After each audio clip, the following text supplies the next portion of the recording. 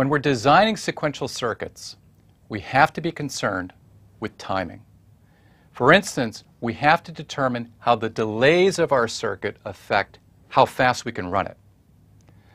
Let's look at this example. This is a sequential logic circuit. I have a register here of 3 bits. I have a D flip-flop over here, and I have some combinational logic in between. Now let's look at a timing diagram of the circuit operation.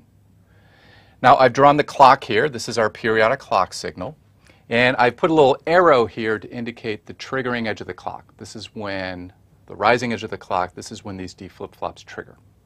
And what I've shown here is my input here to D1 changes before the clock from a 0 to a 1. Now that causes a change in the output A, the output of this D flip-flop, after the rising edge of the clock. But there's going to be some delay here. Okay, remember we talked about that circuits aren't perfect. These transistors need some time to switch. And so there will be some delay after the clock rises to when we see the change in A. Now let's look at this combinational logic. So before this change in A, when A was a 0, we had a 1 on B, and we had C was a 0. So A was a 0, so we had a 1 here. We had a 1 on B, so we have a 1 at the output of this AND gate. We had C being a 0, so we had 1, 0, so D was a 1. And we see that here. D is a 1. Now when A goes from 0 to a 1, after the delay through this circuit, and that's shown here, then A is going to go from 0 to 1, so this now becomes a 0. This changes this output to a 0, and I have 0, 0 here, so then D changes from 1 to 0, and we see that happening here. And again, there's some delay. This represents the delay through this combinational logic before that can happen. And then at the next rising edge of the clock, then this output will be reflected by the change in its input D. So this output will go in the next rising edge of the clock. If you follow this output, you would see it change from a 1 to a 0. Okay, so I've shown these different delays, and I've put some labels over here to indicate those. So this delay here between the rising edge of the clock and the change in the output A is called T clock to Q. This is the time between triggering edge of the clock and the change in this output Q. Okay, so let's label that. So here's the clock, here's the change in A, so this is T clock to Q. Now we also have this delay through this combinational logic. We call this T sub CL, so let's label that. T sub CL, change in A to the change in D. Now I picked A for a particular reason. If you look at this circuit, you see if you have a change in C, then the delay is only one OR gate. B is a little bit longer. I have an AND gate and an OR gate. But A is the longest delay here because I have this inverter, then an AND, then an OR. So we call this the critical path through the circuit, the longest delay path through this combinational logic. So that's clearly from A to D in the circuit. Now I've labeled this over here. I have this notation over here, T setup. Now this is the time that the change in D has to appear at the input of this flip-flop before the rising edge of the clock.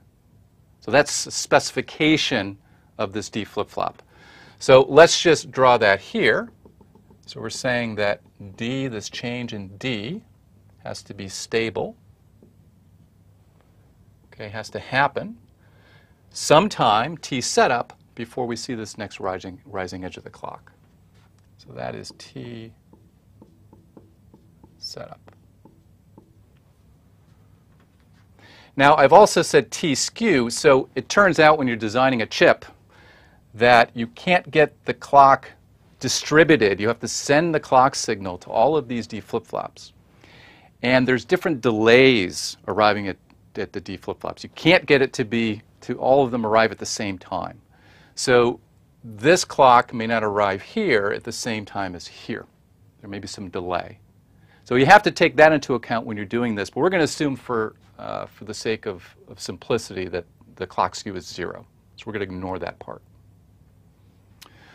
Okay, so long as this delay plus this delay, okay, this change in D, so long as this is less than, okay, so long as this change happens before or on this point, then I can reliably clock in D on the next rising clock edge. So I can run this circuit at this clock period reliably so long as this change happens no later than this point. So this determines the speed in which I can run my clock. Okay, so the clock period, let's call this T period, equals T clock to Q plus TCL plus T setup. And then if we were accounting for clock skew, it would be plus T skew. Okay, so this is the minimum period that I can have in my circuit. I can't run my clock any faster than this. So remember, the frequency is 1 over this. Okay, so this indicates also the maximum frequency that I can run this circuit at. Okay. Now, what happens if my clock instead, I tried to speed up the circuit? All right, I want to run this a little faster. Instead, I do this. Okay, and then let's assume that T setup is here. So you can see now I've violated the timing for this circuit. Okay, by trying to speed up my circuit, running this clock a little faster, getting a little more performance, okay, higher frequency, lower period is faster performance, then actually I can't reliably run this circuit this quickly. Now, you may have read on the internet about people overclocking their systems. They go and they analyze their system, they say, actually I can run this faster. I can run this at a higher frequency, right? So they replace their clock with something that's actually faster. And so why does that happen? Well, that arises because when you're selling smartphones and you're manufacturing tens of millions of these chips, when they come out of the manufacturing facility, they don't come out at the same speed. So one day you may have fast chips coming out, and another day you may have slower chips coming out. And you take the really slow ones and you discard those. You throw those away because they don't meet the speed. But you have a range of speeds that come out of the manufacturing facility. So your smartphone may have a fast chip and your friends may have a slower chip. But the designers of the smartphone have to assume that you have a really slow chip. And they also have to assume that you're running it at a higher temperature, because a higher temperature slows down circuits. Or possibly that your voltage is a little bit lower inside your circuit, because the voltage may not be perfect.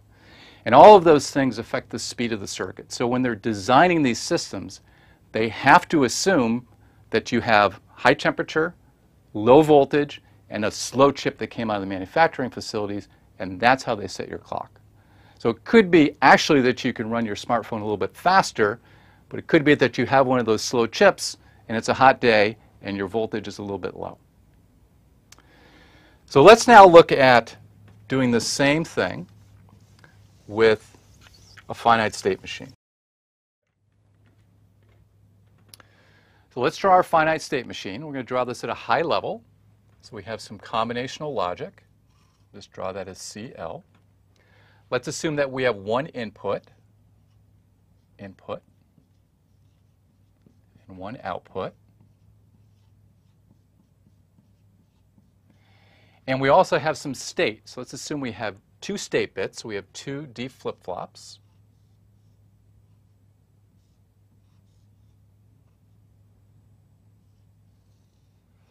And we have the outputs of the combinational logic coming into these.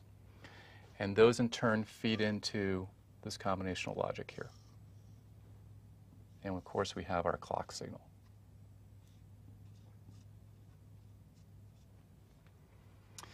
Now we have to treat this the same way as we did in this previous example.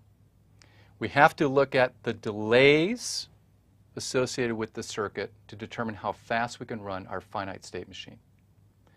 Now, one delay we need to be concerned with is this input. So this input is going to come in from some other place here. We haven't specified where that comes in from. Some other place is to propagate through this combinational logic delay, this combinational logic, and that's going to potentially affect our next state. Now, we're going to ignore this, but it is something that we would have to consider when figuring out how fast we can run the circuit. So we're going to look at just this path here between the current and the next state. Let's talk about how fast we can run this. Well, we do the same type of exercise that we did for this circuit. So first of all, we have a clock to Q delay. So the rising edge of the clock for both of these flip-flops. After that, we'll have some change potentially in these state outputs. Then we have the combinational logic delay of those through the circuit. And then we also have the setup time with these D flip-flops. Okay, so it turns out that we're talking about the same set of D flip-flops for the clock to Q and the setup in this example. So this equation still applies. Our clock period, this is the minimum clock period, is determined by the clock to Q of these flip-flops. The combinational logic, so whichever is the longest path, the critical path through this combinational logic circuit. And then the setup time as well of these D flip-flops. So it could be, for instance, that this is the critical path, coming from this D flip-flop, going through this combinational logic, perhaps to affect this state bit and getting clocked into this D flip-flop. Or it could be this path, it could be this path, or it could be this path. Right? So you'd have to do the analysis of this combinational logic, just like we did here. We determined that this was the critical path. You'd have to do the same thing here. So after that analysis, you would be able to determine the fastest period that you could run this finite state machine when considering these D flip-flops. Again, though, you can't ignore this input here, because that comes presumably from a D flip-flop and maybe goes through some combinational logic. So it may be the critical path. If that was a critical path, then that would determine the speed. But let's assume that in this example that this is actually really, really quick, and this determines the speed. So we do this analysis, and this would tell us how fast we could run our finite state machine.